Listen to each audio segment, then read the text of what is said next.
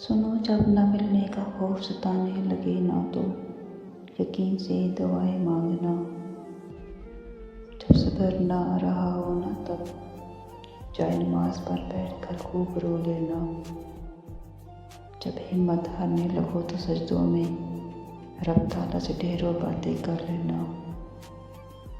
और जब दिल को सुकून नहीं मिल रहा हो ना तो तहज्जुद पढ़ लेना।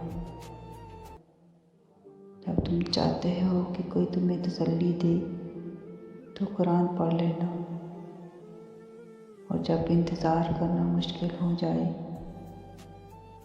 तो बस सब्र करना और उसके मोजज़े का इंतज़ार करना।